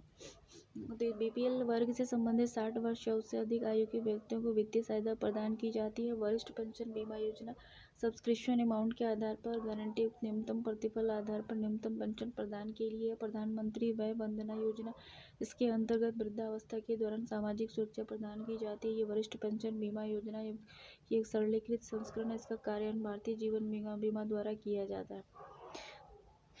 वयोश्रेष्ठ सम्मान राष्ट्रीय सर्वोच्च पुरस्कार के रूप में प्रख्यात ये सम्मान है वरिष्ठ नागरिकों को और संस्थाओं को विभिन्न श्रेणियों के अंतर्गत उनके योगदान, प्रतिफल और अंतर्राष्ट्रीय वृद्धजन दिवस के अवसर पर प्रदान किया जाता है। हाथ से मैला उठाने की प्रथा, मैनुअल स्कैवेंजिंग। हाल ही में सामाजिक न्याय और अधिकारिता मंत्रालय ने राज्यसभा को सूचित किया है कि वर्ष 2016 से नवंबर 2019 के मध्य देश में सीवर और सेप्टिक टैंकों की सफाई करते समय 282 लोगों की मृत्यु हो गई। हाथ से मैला ढोने की प्रथा संबंधित संवैधानिक और अंतर्राष्ट्रीय प्रावधान क्या है? सैनिटेशन स्वच्छता राज्य सूची का एक विषय है। सैनिटेशन जो है ये स्वच्छता, ये राज्य सूची का एक विषय है। भारत का संविधान अंतर्राष्ट्रीय स्थिति के अनुरूप अस्पृश्यता का उन्मूलन करता है। अनुच्छेद 17 और जाति आधारित भेदभाव का निषेध करता है। संविधान के अंतर्गत मानव गरिमा एक अपरिहार्य अधिकार है जो अनुच्छेद 21 के तहत जीवन के मूल अधिकार का भाग है। यह एक सार्वभौमिक मान्यता प्राप्त अधिकार है जो अनुच्छेद 1, 22, 23 के माध्यम से मानव अधिकारों की एक सार्वभौमिक घोषणा द्वारा समर्थित है। सामाजिक न्याय अधिकारिता मंत्रालय मैनुअल स्कैवेंजर्स के पुनर्वास के लिए उत्तरदायी है और ये मैनुअल स्कैवेंजर्स के पुनर्वास के लिए स्वरोजगार योजना का कार्यान्वयन करता है। हाथ से मैला उठाने वाले कर्मियों के नियोजन का प्रतिषेध उनका पुनर्वास अधिनियम 2013। इसका प्रयोजन अस्वच्छ शौचालय को समाप्त करना और हाथ से मैला उठाने वाले कर्मियों का सर्वेक्षण और उनका पुनर्वास है। यह अधिनियम मैनुअल स्कैवेंजर्स के तौर पर किसी व्यक्ति के नियोजन पर प्रतिबंध आरोपित करता है और सीवरों और सेप्टिक टैंकों की जोखिमों हाथ सफाई का निषेध करता है।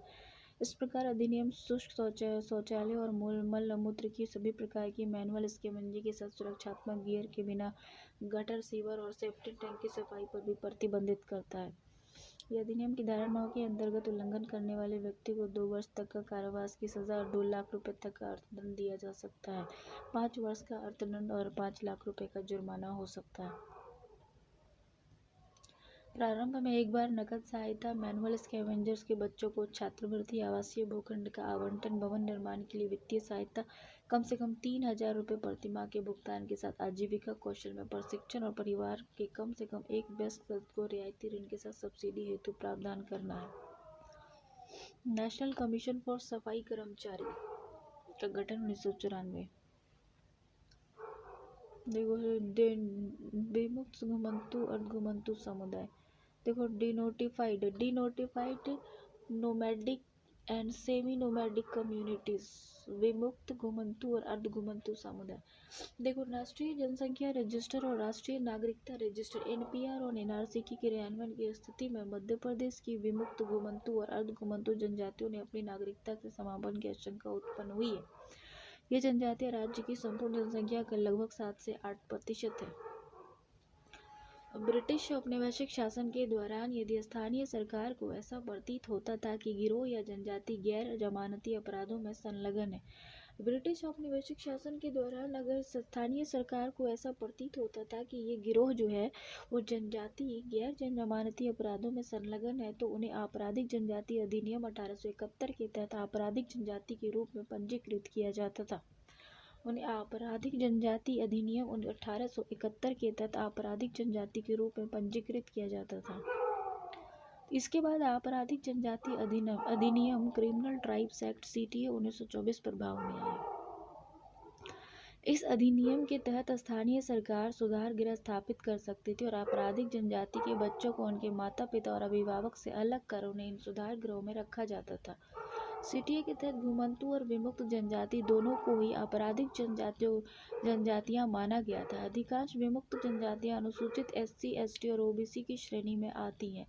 आनंद शयन अयंगर समिति, जिसके द्वारा सीटीए के उल्लंघन के संबंध में व्यापक रिपोर्ट प्रस्तुत की गई थी, इसके द्वारा प्रतिस्थापित कर दिया गया था कि 1952 में ही पूर्ववर्ती आपराधिक जनजातियों को विमुक्त घोषित किया गया था। पहले की ही तरह इनको डिनोटिफाइड किया गया था 1952 में।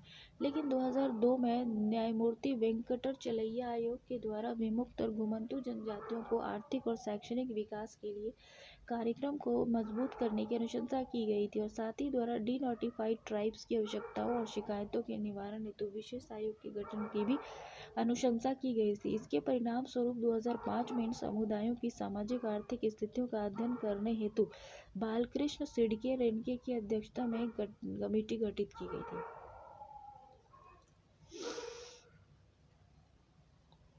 इस आयोग की अनुशंसा के अनुरूप केंद्रीय मंत्रिमंडल ने सामाजिक न्याय और अधिकारिता मंत्रालय के तत्वाधानों में सोसाइटी पंजीकरण अधिनियम 1860 के तहत एक अस्थायी विकास और कल्याण बोर्ड को मंजूरी दी।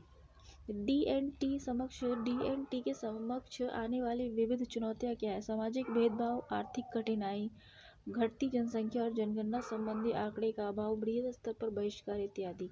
वन धन विकास केंद्र। हाल ही में जनजातीय कार्य मंत्रालय के द्वारा वन धन विकास केंद्र के विस्तार का प्रस्ताव प्रस्तुत किया गया है। वन धन योजना ये मुख्यतः न्यूनतम समर्थन मूल्य एमएसपी के माध्यम से गौण वन उत्पाद के विपणन हेतु तंत्र और गौण वन उत्पाद के मूल्य श्रृंखला के विकास का एक घटक है। यह संपदा अर्थात वन धन उपयोग का जनजातियों आजीविका सृजन के लक्ष्यीकरण की एक पहल है। इस कार्यक्रम का उद्देश्य तकनीकों और संचार प्रौद्योगिकी के समावेश के द्वारा जनजातियों के पारंपरिक ज्ञान और कौशल को प्रत्येक स्तर पर उन्नत करने और एक व्यवहार आर्थिक गतिविधि में परिवर्तित करने हेतु इन क्षमताओं का लाभ उठाना है।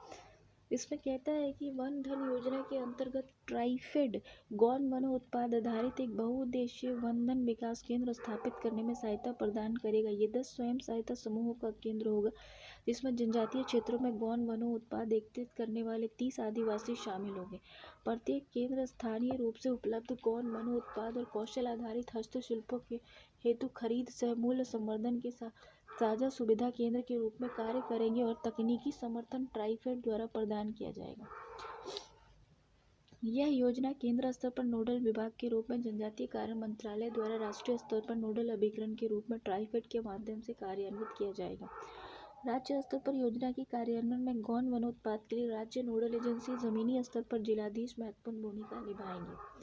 ये भी प्रस्ताव किया गया है कि वन धन प्रतिनिधियों से संगठित प्रबंधन समिति स्थानीय स्तर पर केंद्र का प्रबंधन करेगी। ट्राइफेड के विषय में जानते हैं कि भारतीय जनजातीय सहकारी विपणन विकास संघ लिमिटेड ट्राइफेड की स्थापना वर्ष 1987 में की गई थी। ये जो है जनजातीय कार्य मंत्रालय के प्रशासनिक नियंत्रणाधीन कार्य करने वाला राष्ट्रीय स्तर का सर्वोच्च निकाय है। ट्राइफेड का परम उद्देश्य जनजातीय उत्पाद जिन पर जनजातियों का जीवन अत्यधिक निर्भर होता है कि विपणन विकास के माध्यम से देश में जनजातीय लोगों का सामाजिक आर्थिक विकास सुनिश्चित करना। एक minor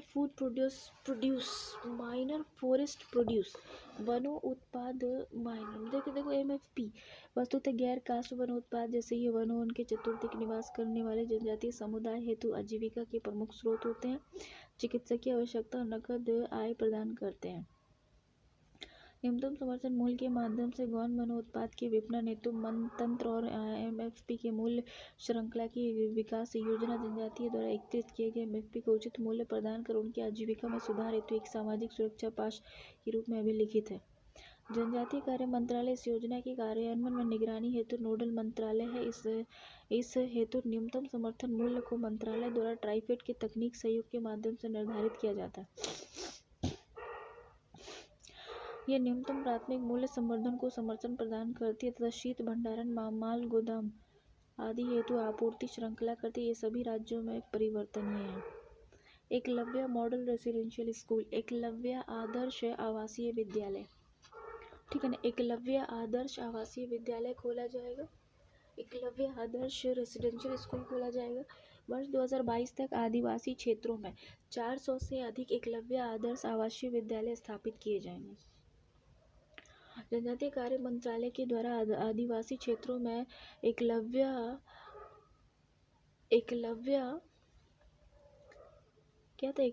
model residential school, Eklavya model residential schools की स्थापना की जाएगी।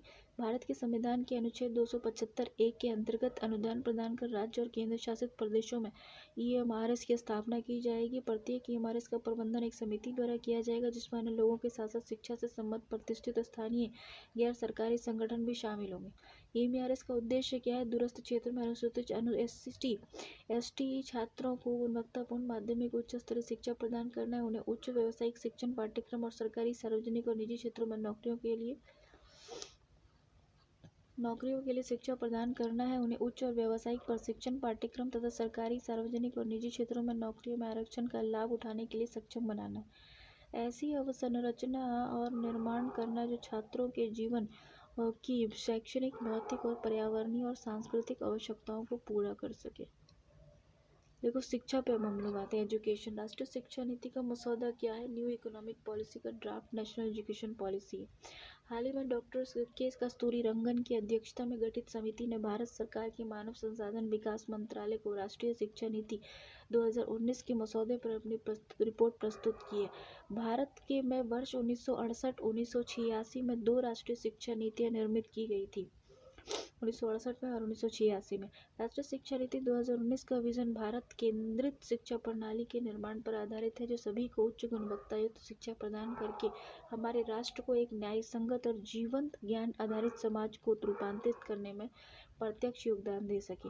राष्ट्रीय शिक्षा नीति 1986 कार्यान्वयन का क्या था? राष्ट्रीय शिक्षा नीति 1986 और क्रियान्वयन कार्यक्रम 1992 का मुख्य उद्देश्य शिक्षा की एक राष्ट्रीय प्रणाली स्थापित करना था जिसका आशय यह है कि किसी भी छात्र चाहे जिनकी जाति, पथ, लिंग, धर्म कुछ भी हो, समान गुणवत्ता वाली शिक्षा प्राप्त कर सके। 1904 राष्ट्रीय शिक्षा नीति 1986 का जो उद्देश्य था वो क्या था कि प्रारंभिक शिक्षा के संबंध में सार्वभौमिक पहुंच और नामांकन, 14 वर्ष तक के बच्चों का सार्वभौमिक प्राधिकरण और सभी बच्चों को अधिगम और आवश्यक स्तर को प्राप्त करने में सक्षम बनाने हेतु गुणवत्तापूर्ण शिक्षा एवं दीर्घकालिक सुधार करना था। माध्यमिक शिक्षा को अगर देखा जाए तो छात्रों को आवश्यक कंप्यूटर कौशल से युक्त करने हेतु माध्यमिक स्तर के अनेक संस्थानों में कंप्यूटर की शिक्षा प्रदान करने का प्रयास किया जा रहा है। उच्च शिक्षा लोगों को महत्वपूर्ण सामाजिक, आर्थिक, सांस्कृतिक, नैतिक और आध्यात्मिक मुद्दों पर विचार विमर्श करने का अवसर प्रदान करना है। न्यू शिक्षा नीति की आवश्यकता हमको क्यों पड़ी? क्योंकि ज्ञान आधारित अर्थव्यवस्था की परिवर्तित मांगे थी। ये नवीन कौशल प्राप्त करने हेतु नियमित रूप से शिक्षाओं द्वारा सीखने और आजीवन शिक्षार्थी बने रहने की आवश्यकता पर बल देता है। नए ज्ञान की उत्पत्ति तथा विज्ञान प्रौद्योगिकी के क्षेत्र में इनका अनुप्रयोग था। वर्तमान समय में नए ज्ञान की उत्पत्ति और विशेष रूप से विज्ञान और प्रौद्योगिकी के क्षेत्र में इसके अनुप्रयोगों के माध्यम समय अंतराल काफी समय हो गया था। भारत के जनसंख्यिकी लाभांश की अल्प अवधि लाभांश लगभग 20 वर्षों से केवल कुछ अधिक समय तक ही बने रहने की अपेक्षा व्यक्त की गई है। वैश्विक सतत विकास लक्ष्यों के साथ संरेखण SDG 4 वर्ष 2030 तक समावेशी और न्यायसंगत गुणवत्तापूर्ण शिक्षा सुनिश्चित करने तथा सभी के लिए आजीवन सीखने के अवसरों को प्रोत्साहित करने का एक प्रयास है। देखिए पहले की जो शिक्षा नीति थी वो क्या थी कि प्रारंभिक बाल्यावस्था देखभाल था, ECE कोड था। उसके बाद बीच के विद्यालय छोड़ने वाले विद्यालय के लिए क्या है 5+3+3+4 का मॉड्यूल है इसमें, ठीक है ना। ये हायर एजुकेशन है, लिबरल है।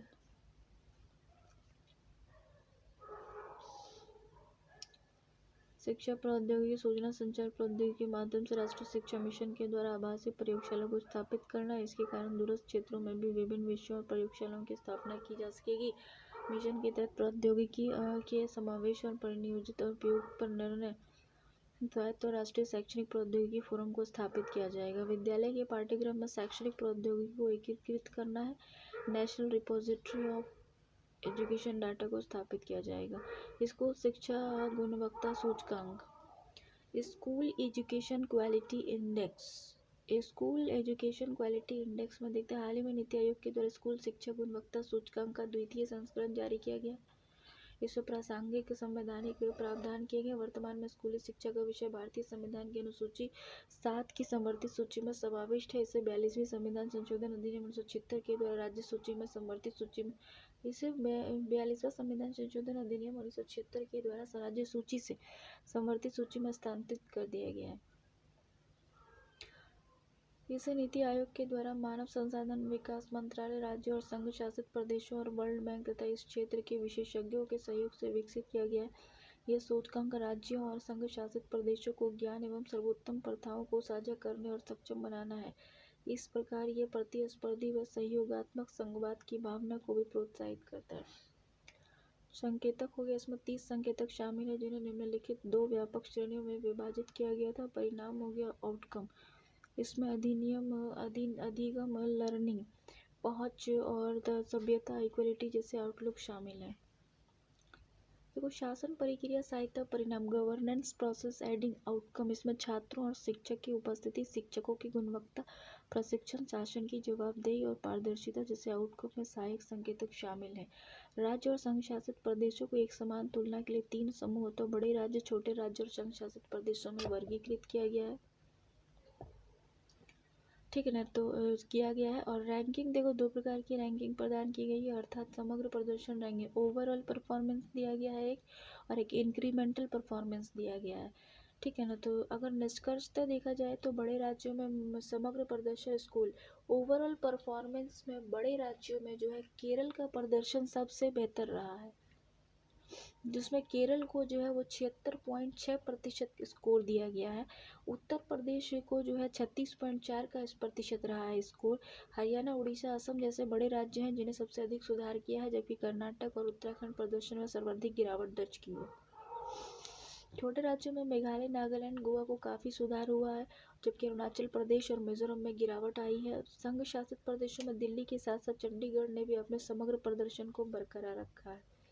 पीसा टेस्ट क्या है, देखो पीसा टेस्ट जो है Programme for International Student Assessment test है। ये पीसा टेस्ट क्या है, Programme for International Student Assessment test है। भारत वर्ष 2021 में आयोजित होने वाले अगले पीसा टेस्ट में भागीदारी करेगा। तो देखो पीसा है क्या, पीसा वस्तुतः एक अंतर्राष्ट्रीय छात्रों के मूल्यांकन हेतु OECD आर्थिक सहयोग और विकास संगठन का एक कार्यक्रम है। इस टेस्ट का उद्देश्य व्यापक विश्लेषण करना है कि किसी देश में शिक्षा प्रणाली अपने छात्रों को उच्च शिक्षा या उसके पश्चात रोजगार के लिए तैयार करने के संदर्भ में किस दिशा में काम कर रही है। पीसा टेस्ट के अंतर्गत 15 वर्ष 3 माह 16 वर्ष 2 माह के मध्य की आयु के उन छात्रों का मूल्यांकन किया जाता है जो किसी शैक्षणिक संस्था में 7वीं या उससे ऊपर की कक्षा में नामांकित हैं। पीसा जो है गणित, पठन और विज्ञान और नवोन्मेषी विषय जैसे कि सहयोगात्मक समस्या समाधान और वित्तीय संरक्षण साक्षरता में छात्रों के प्रदर्शन का मूल्यांकन करता है। देखो, परंपरागत टेस्ट एंड परीक्षाओं के विपरीत पीसा टेस्ट छात्रों का मूल्यांकन उनकी स्मरण शक्ति के आधार पर नहीं बल्कि उनकी अनुप्रयोग क्षमताओं के आधार पर करता है। पीसा टेस्ट प्रत्येक 3 वर्ष पश्चात आयोजित किया जाता है। आगामी टेस्ट में वर्ष 2021 में आयोजित किया जाएगा। ये प्रथम बार 2000 में आयोजित किया गया था। भारत की भागीदारी क्या है? भारत ने इससे पूर्व मात्र एक बार 2009 में पीसा टेस्ट में भाग लिया था, जिसमें से 73 देशों में से 72वां स्थान प्राप्त किया था भारत ने। तत्कालीन सरकार ने 2009 के खराब परिणामों के लिए इसमें शामिल आउट ऑफ कंटेक्स्ट प्रश्नों को उत्तरदायी ठहराया था और भविष्य में इससे भाग न लेने का निर्णय लिया था। पर आउट ऑफ कंटेक्स्ट क्वेश्चन पूछा गया था, इसलिए भारत ने निर्णय लिया था कि भविष्य में पीसा टेस्ट में भाग नहीं लेंगे। लेकिन इस बार जो है 2021 में पीसा टेस्ट में भाग लेने का निर्णय लिया गया है। हालांकि केंद्रीय मानव संसाधन विकास मंत्रालय ने पीसा टेस्ट 2021 के लिए भारत की भागीदारी की पुष्टि की है। चंडीगढ़ के सरकारी विद्यालय और साथ ही 600 नवोदय विद्यालय, चंडीगढ़ का जो सरकारी विद्यालय है और साथ ही 600 नवोदय विद्यालय और तथा 3000 केंद्रीय विद्यालयों के लगभग 1.75 लाख बच्चों को 2021 में होने वाले पीसा टेस्ट में भाग लेंगे। देखो, शिक्षा की वार्षिक स्थिति report 2019 annual status of education report Acer 2019 annual status of education report annual status of education report क्या है 2019 की कि एनजीओ प्रथम द्वारा अर्ली ईयर्स नामक शीर्षक में एसर रिपोर्ट 2019 जारी की गई है। अर्ली ईयर्स पर ध्यान केंद्रित करना मानव जीवन चक्र के प्रारंभिक वर्षों को संज्ञानात्मक, मानसिक और सामाजिक और भावनात्मक विकास के दृष्टिकोण से सर्वाधिक महत्वपूर्ण चरण माना जाता है। तो एसर्स के अर्ली ईयर्स के तहत 4 से 8 वर्ष आयु वर्ग के बच्चों को स्कूली शिक्षा और स्कूल पूर्व की स्थिति से संबंधित डेटा को एकत्रित किया गया है। निम्नलिखित 4 डोमेन में वर्गीकृत किया जाएगा, जैसे कि आरंभिक भाषा अधिग्रहण, आरंभिक गणितीय कौशल, संज्ञानात्मक क्षमता, सामाजिक और भावनात्मक अधिगम। एसर नमूना आधारित एक पारिवारिक सर्वेक्षण है और भारत में सबसे बड़ा नागरिक आधारित सर्वेक्षण भी है। ये एक वार्षिक सर्वेक्षण है और इसका उद्देश्य भारत के प्रत्येक राज्य और ग्रामीण जिले के बच्चों की स्कूली शिक्षा की स्थिति तथा सीखने के मूलभूत स्तर के संबंध में विश्वसनीय वार्षिक अनुमान प्रदान करना है। एसर वर्ष 2005 के प्रति वर्ष ग्रामीण भारत में 5 से 16 वर्ष के आयु वर्ग के बच्चों के लिए मूलभूत पठन और अंकगणितीय कार्य करने की क्षमता के संबंध में रिपोर्ट प्रस्तुत करता है। वर्ष 2017 की बियॉन्ड बेसिक नामक एसर्स रिपोर्ट 14 to 18 वर्ष के आयु वर्ग के बच्चों की क्षमताओं, अनुभवों और आकांक्षाओं पर केंद्रित है। प्रमुख निष्कर्ष क्या है कि छोटे बच्चे 4 से 8 वर्ष की आयु के मध्य प्री स्कूल स्कूल नामांकन पैटर्न की स्थिति। इस आयु वर्ग के 90% से अधिक बच्चों का किसी न किसी प्रकार से शैक्षणिक संस्थान में नामांकन होता है।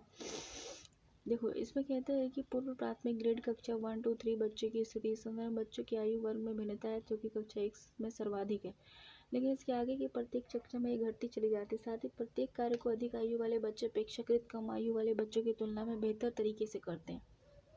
तो सरकारी विद्यालय की तुलना में निजी विद्यालय का बेहतर प्रदर्शन होगा। निजी विद्यालय के बच्चों को सभी महत्वपूर्ण कारकों जैसे कक्षा 1 में आयु भिन्नता, पारिवारिक कारक, संपन्नता, माता की शिक्षा, कुछ आधारभूत क्षमताएं जिनके साथ बच्चे पहली कक्षा में प्रवेश करते हैं।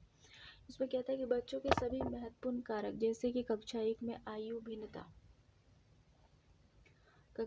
आयु भिन्नता, पारिवारिक कारक हो गया, संपन्नता हो गया, माता की शिक्षा हो गई, कुछ आधारभूत क्षमताएं हो गया और जिनके साथ बच्चे पहली कक्षा में प्रवेश करते हैं के कारण अपेक्षाकृत अधिक सीखने का लाभ प्राप्त होता है। शिक्षा में माता की भूमिका।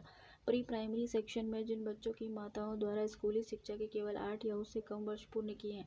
प्री प्राइमरी सेक्शन में जिन बच्चों की माताओं के द्वारा स्कूली शिक्षा के केवल 8 या उससे कम वर्ष ही पूर्ण किए हैं, उनके बच्चों की आंगनबाड़ियों या सरकारी प्री प्राइमरी कक्षाओं में जाने की संभावना अधिक होती है। लैंगिक अंतराल ये है कि अंतराल 4 से 8 वर्ष की आयु के छोटे बच्चे मध्य अधिक दृष्टिगत होते हैं। जब सरकारी संस्थानों में नामांकन लड़कों की तुलना में लड़कियों की संख्या अधिक है, वहीं निजी संस्थानों में लड़कियों की तुलना में लड़कों की संख्या अधिक है। संज्ञानात्मक कौशल 5 वर्ष की आयु के अधिकांश बच्चे सभी प्रकार की गतिविधि को करने में असमर्थ हैं। 5 वर्ष की आयु के अधिकांश बच्चे, यानी कि संज्ञानात्मक कौशल क्या है, 5 वर्ष तक का बच्चा जो है ना, वो सभी प्रकार की गतिविधि को करने में असमर्थ है। इसके अतिरिक्त जिन बच्चों के परिवार में कम सुविधाएं उपलब्ध होती है वे अपेक्षाकृत असमान रूप से प्रभावित होते हैं।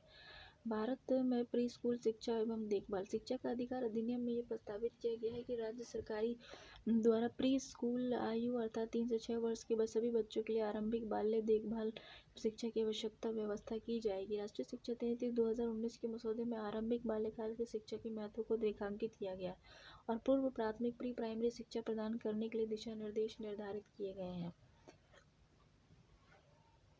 एसर सर्वेक्षण और नैस सर्वेक्षण क्या है ये वर्ष 2005 से संचालित एक घरेलू सर्वेक्षण है। ये स्कूल आधारित सर्वेक्षण है जिसमें जो है मौखिक मूल्यांकन किया जाता है। इसमें पेन पेपर के माध्यम से लिया जाने वाला टेस्ट है। इसमें बच्चा जो है ना नागरिक आधारित सर्वेक्षण तथा संचालन प्रथम नामक एनजीओ द्वारा करवाया गया था और नैस जो है ये एनसीईआरटी के द्वारा कराया गया था, संचालित एक सर्वेक्षण था। अखिल भारतीय उच्चतर शिक्षा सर्वेक्षण और All India Survey on Higher Education. All India Survey on Higher Education में क्या है, देखो All India Survey on Higher Education में क्या है कि हाल ही में मानव संसाधन विकास मंत्रालय ने 18-19 के लिए अखिल भारतीय उच्चतर शिक्षण सर्वेक्षण जारी किया, जिसमें कि मानव संसाधन विकास मंत्रालय के द्वारा 10-11 प्रतिवर्ष वेब आधारित ऐसे संचालन किया जाता है। इस सर्वेक्षण में देश के सभी उच्चतर शिक्षण संस्थानों को सम्मिलित किया गया, 3 व्यापक श्रेणी में वर्गीकृत किया गया है। विश्वविद्यालय, महाविद्यालय, स्टेट स्टैंड एलोन, यानी विश्वविद्यालयों से असंबद्ध संस्थान। तो शैक्षणिक विकास से निम्नलिखित संकेतक भी के निर्धारित किए संस्थानों का घनत्व, सकल नामांकन संस्थानों का घनत्व, इंस्टीट्यूट डेंसिटी, सकल नामांकन अनुपात, ग्रॉस एनरोलमेंट रेशियो, छात्र शिक्षक अनुपात, लैंगिक समानता सूचकांक, प्रति छात्र व्यय, स्टूडेंट एक्सपेंडिचर।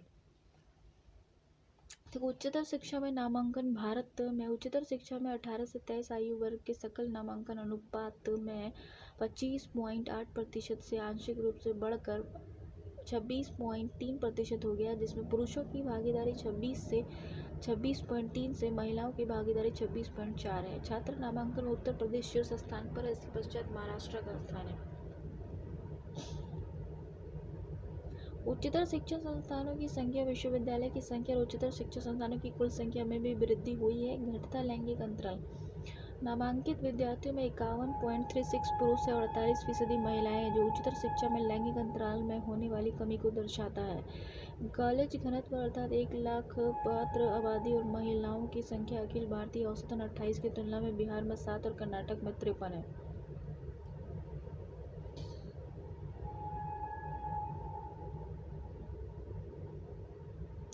देखो कॉलेज घनत्व अर्थात 1 लाख पात्र आबादी पर महाविद्यालय की संख्या अखिल भारतीय औसतन 28 की तुलना में बिहार में 7 और कर्नाटक में 53 है।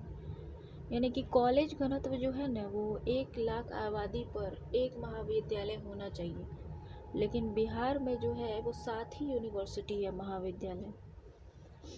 छात्र शिक्षक अनुपात, यदि नियमित आधार पर नामांकन स्वीकार किया जाता है तो विश्वविद्यालय और महाविद्यालय को ये अनुपात 29 है। विदेशी छात्रों में सर्वाधिक हिस्सेदारी पड़ोसी देश से, जिसमें नेपाल शीर्ष स्थान पर है। विदेशी छात्रों में सर्वाधिक हिस्सेदारी पड़ोसी देश की है, जिसमें नेपाल शीर्ष स्थान पर है और उसके पश्चात अफगानिस्तान का स्थान है। भारत में शिक्षा हासिल करने जो विदेशी स्टूडेंट आते हैं उसमें सबसे ज़्यादा लोग नेपाल से आते हैं, उसके बाद अफगानिस्तान से आते हैं। अफगानिस्तान से लोग क्यों आते हैं यार भारत पढ़ने के लिए, समझ में नहीं आता। सामाजिक पिछड़ापन के अनुसूचित जाति अनुसूचित जनजाति के मध्य छात्र नामांकन क्रमशः 14.89 और 5.53% है। अल्पसंख्यक 5.2%। देखो सामाजिक पिछड़ापन देखो क्या है, SC ST का जो नामांकन है वो 14% और 5% होता है और अल्पसंख्यकों का जो है 5% होता है, जिसमें मुस्लिम वर्ग का जो नामांकन होता है वो 2.32% है। अल्पसंख्यक समुदायों के हैं, शिक्षा में बहुत पीछे हैं मुस्लिम।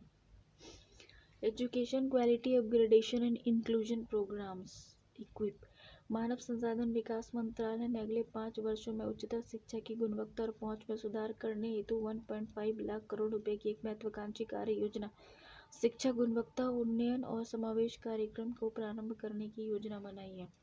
यह नीति और कार्यान्वयन के मध्य के अंतराल को कम करने में सहायक होती है। इसका उद्देश्य क्या है? उच्चतर शिक्षा में सकल नामांकन अनुपात को दोगुना करना, उच्चतर शिक्षण संस्थानों तक पहुंच हेतु भौगोलिक विषमता संबंधी बाधाओं को दूर करना, वैश्विक स्तर पर स्वीकार्य गुणवत्ता मानकों को देश भर में लागू करना, कम से कम 20 भारतीय संस्थानों को शीर्ष वैश्विक संस्थानों की सूची में लाना और अनुसंधान नवाचार के परिवेश को बढ़ावा देना, छात्रों के लिए रोजगार के अवसरों की उपलब्धता में आवश्यक सुधार करना और उच्चतर शिक्षण संस्थानों के अंतर्राष्ट्रीयकरण के लिए रूपरेखा तैयार करना, बेहतर मान्यता प्रणाली, शिक्षण प्रौद्योगिकी का उपयोग और शासन सुधार और निवेशों में मात्रात्मक वृद्धि करना। देखो, national education alliance for technology, national education alliance for technology, national education alliance for technology, national education alliance for technology, national education alliance for technology NEAT। हाल ही में मानव संसाधन विकास मंत्रालय ने एक नई योजना national education alliance for technology की घोषणा की है। इसमें क्या है कि ये सार्वजनिक निजी भागीदारी की एक योजना है। ये सार्वजनिक भी है और निजी भागीदारी की एक योजना है। इसका उद्देश्य उच्च शिक्षा में बेहतर अधिगम परिणामों को औद्योगिक का उपयोग करना है। इसमें विद्यार्थियों की आवश्यकताओं के अनुरूप सीखने की प्रक्रिया को व्यक्तिगत अनुकूलित बनाने में कृत्रिम बुद्धिमत्ता का उपयोग करने वाली कंपनियों के साथ साझेदारी करनी है। ये स्टार्टअप कंपनियों को एक साझा मंच प्रदान करेगा। एडटेक कंपनियां समाधान विकसित करने में नीट पोर्टल के माध्यम से शिक्षार्थियों के पंजीकरण के प्रबंधन के लिए उत्तरदायी होंगी। ये अपनी नीति के अनुसार शुल्क भारी तय करने के लिए स्वतंत्र होंगी। चयनित एडटेक कंपनियों के साथ समझौता शासनों ज्ञापनों पर हस्ताक्षर किए जाएंगे। MHRD ये सुनिश्चित करने के लिए एक सुविधा प्रदाता के रूप में कार्य करेगा जिसमें आर्थिक रूप से पिछड़े छात्रों की एक बड़ी संख्या के लिए स्वतंत्र रूप से समाधान उपलब्ध हो सकेगा। इसके तहत राष्ट्रीय नीट के प्लेटफॉर्म का सृजन प्रबंधन किया जाएगा जो इन तकनीकी समाधान के लिए एकल बिंदु पहुंच प्रदान करेगा। कंपनियां वंचित समुदायों के छात्रों के लिए नीट पोर्टल के माध्यम से उनके समाधान हेतु कुल पंजीकरण पर मुफ्त कूपन 25% तक की सीमा प्रदान करेगी। MHRD के अधीन अखिल भारतीय तकनीक शिक्षा परिषद, जो कि देश में तकनीकी शिक्षा के लिए राष्ट्रीय स्तर पर एक नियामक निकाय है, नीट कार्यक्रम के लिए कार्यान्वयन एजेंसी होगी। इस योजना का संचालन MHRD द्वारा गठित एक सर्वोच्च समिति के मार्गदर्शन में किया जाएगा। एडटेक समाधानों में मूल्यांकन और चयन के लिए स्वतंत्र विशेषज्ञ समिति का गठन किया जाएगा।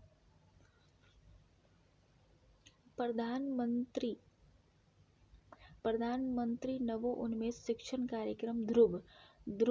हाल ही में केंद्रीय मानव संसाधन विकास मंत्री ने ध्रुव का शुभारंभ किया। ये कार्यक्रम तुलनात्मक रूप से श्रेष्ठ और मेधावी छात्रों की प्रतिभा का अन्वेषण करने हेतु एक मंच के रूप में काम करेगा तथा उन्हें रुचि अनुरूप विशिष्ट क्षेत्रों में उत्कृष्टता प्राप्त करने में सहायता प्रदान करेगा। ये 14 दिवसीय प्रशिक्षण कार्यक्रम है जिसमें प्रतिभाशाली बच्चों को विभिन्न क्षेत्रों के प्रख्यात विशेषज्ञों के द्वारा परामर्श एवं शिक्षण प्रदान किया जाएगा। इस कार्यक्रम का नाम ध्रुव तारे के नाम पर ध्रुव रखा गया है। प्रत्येक चयनित छात्र ध्रुव तारा कहलाएगा। इस कार्यक्रम में 2 क्षेत्र होंगे, विज्ञान स्पंदन कलाएं शामिल हैं। इसके प्रथम बैच में कुल 60 छात्र होंगे, प्रत्येक से 30 छात्रों का चयन मुख्यतः सभी विद्यालयों के 9वीं 12वीं कक्षा तक के छात्रों में से किया जाएगा और सरकारी निजी दोनों। और उसके बाद में इस कार्यक्रम का विस्तार उत्तरोत्तर रचनात्मक लेखन व्यवसाय क्षेत्रों में किया जाएगा। प्रधानमंत्री छात्रवृत्ति योजना, तो हाल ही में प्रधानमंत्री ने राष्ट्रीय रक्षा निधि नेशनल डिफेंस फंड के अंतर्गत प्रदत्त प्रधानमंत्री छात्रवृत्ति योजना की स्वीकृति दी है। प्रधानमंत्री स्कॉलरशिप स्कीम का उद्देश्य है सशस्त्र बल, अर्धसैनिक बल और रेलवे सुरक्षा बल के मृतक पूर्व सैनिक कर्मियों की विधवाओं और बच्चों के लिए तकनीकी और स्नातकोत्तर शिक्षा को बढ़ावा देना। सशस्त्र बल के संबंध में इसे पूर्व सैनिक और कल्याण विभाग के द्वारा कार्यान्वित किया जा रहा है। इंस्टीट्यूट ऑफ एमिनेंस, हाल ही में केंद्र सरकार ने 14 उच्च शिक्षण संस्थानों को इंस्टीट्यूट ऑफ एमिनेंस का दर्जा प्रदान किया। इस कार्रवाई के कारण अब इस सूची में कुल 20 संस्थान शामिल हो गए हैं। लक्ष्य, इस योजना का लक्ष्य इंस्टीट्यूट ऑफ एमिनेंस के रूप में चयनित उच्च संस्थानों को आगामी 10 वर्षों में वैश्विक रैंकिंग इंस्टीट्यूट ऑफ एमिनेंस के रूप में चयनित किया गया है। आगामी 10 वर्षों में इसको विश्व रैंकिंग में 500 और आगे वर्षों में 100 संस्थानों में 100 यूनिवर्सिटियों में संस्थान दिलाना है विश्व रैंकिंग में उसको। स्थानों में स्थान दिलाना है। इसका उद्देश्य भारतीय छात्रों को देश के भीतर विश्व स्तरीय शिक्षण और अनुसंधान सुविधाएं प्रदान करना है और देश की शिक्षा के समान स्तर की वृद्धि करना है। वित्तीय सहायता भी दिया जाएगा। देखो इसमें इंस्टीट्यूट ऑफ एमिनेंस के रूप में चयनित प्रत्येक सार्वजनिक संस्थान को 5 वर्ष की अवधि तक 1000 करोड़ रुपए की वित्तीय सहायता प्रदान की जाएगी। निजी संस्थानों के मामले में कोई वित्तीय सहायता प्रदान नहीं किया जाएगा, परंतु इन्हें डीम्ड यूनिवर्सिटी के विशेष दर्जे के रूप में अधिक स्वायत्तता हेतु अधिकृत किया जाएगा। ग्रीनफील्ड संस्थान को अपने संस्थान की स्थापना और परिचालन हेतु 3 वर्ष की समय अवधि प्रदान की जाएगी और उसके बाद एम्पावर्ड एक्सपर्ट कमेटी ऐसे संस्थानों को IOE दर्जा प्रदान करने पर विचार करेगी। सरकार ने वर्ष 2018 में इंस्टीट्यूट ऑफ एमिनेंस का दर्जा प्राप्त करने हेतु आवेदन करने वाले 104 संस्थानों में से 20 संस्थानों को चयनित कर 4 सदस्यीय कमेटी का गठन किया था। देखो अत्यधिक स्वायत्तता और प्रवेश लेने वाले छात्रों के 30% से तक विदेशी छात्रों के प्रवेश की अनुमति दी जाएगी। उसके बाद संकाय की कुल संख्या के 25% तक विदेशी संकाय को भर्ती करने की अनुमति होगी। 20% तक ऑनलाइन कोर्सेज उपलब्ध कराना होगा। ठीक है ना, 20% तक ऑनलाइन एडमिशन होगा, 30% विदेशी लोग एडमिशन लेंगे और 20% तक ऑनलाइन कोर्स उपलब्ध कराना होगा। 30% तक विदेशी छात्रों के प्रवेश की अनुमति होगी। 25% तक विदेशी संकाय की भर्ती की जाएगी।